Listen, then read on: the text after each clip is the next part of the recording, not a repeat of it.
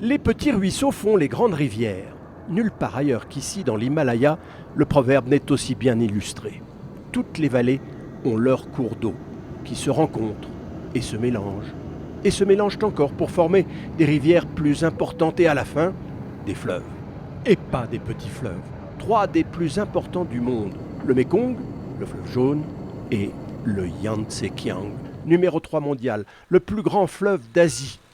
Le voilà, le Yangtze, sur ces hauts plateaux tibétains. Il est fougueux et va recevoir le renfort de centaines de cours d'eau d'ici son embouchure à Shanghai, 6380 km plus loin. Un monument un peu incongru dans la plus pure tradition communiste marque cette triple source. On se demande bien pourquoi, puisque le Yangtze, qui porte alors le doux nom de Tongtianhe, la rivière qui mène au ciel en chinois, coule en contrebas et n'a rien d'un ruisselet qui sort de terre. Nous avons donc remonté son cours, en espérant non pas aller au ciel, mais à la source. Grand moment d'espoir lorsque nous passons un tunnel annoncé comme le premier après les sources. On approcherait donc du but. Hélas, quelques dizaines de kilomètres plus loin, toujours rien, nous hélons donc un Tibétain du coin. Je crois que le Yangtze prend sa source à Totore. Et c'est où? Aucune idée. Mais vous en parlez entre vous, avec vos parents, vos amis? Non, ce n'est pas une question pour nous.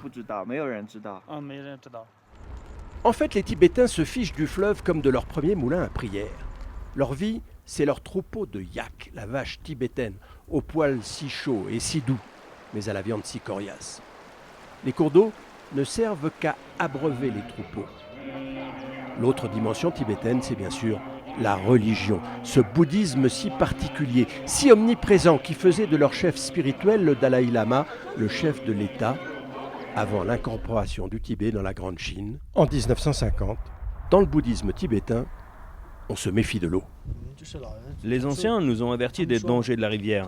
Il y a eu des noyés. Leur esprit est toujours là. Alors on a peur. En plus, on ne sait pas nager. Les temps changent. Le jeune homme qui a tellement peur de l'eau nous emmène dans une remise où, aux surprises, au milieu d'un invraisemblable bric-à-brac, on va trouver des bateaux. On fait du rafting avec ça. On a formé une trentaine de jeunes du village. Avant, tout le monde avait peur de l'eau. On n'osait même pas s'approcher de la rivière. Maintenant, on joue avec. Effectivement, on commence à voir des sports d'eau vive sur le bébé Yangtze lors de sa traversée turbulente des hauts plateaux tibétains. Le début peut-être d'une révolution culturelle qui offrirait à ces terres perdues un nouveau débouché économique. On n'en est pas là.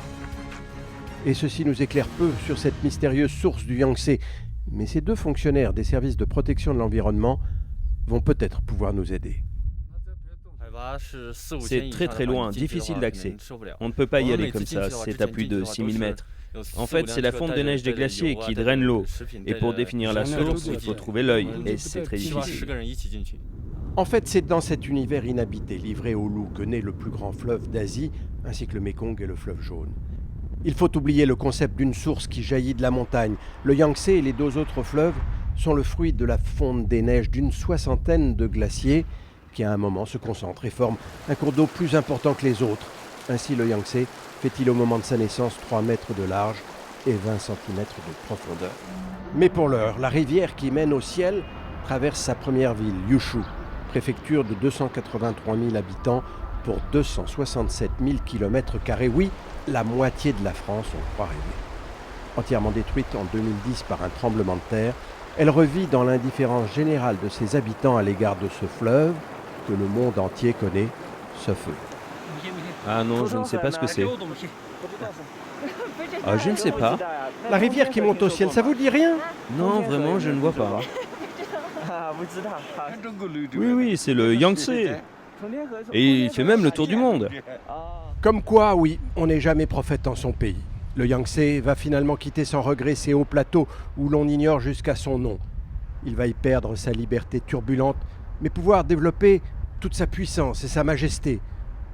Et pour descendre jusqu'à la plaine, il va traverser les montagnes des pandas et faire peut-être de belles rencontres.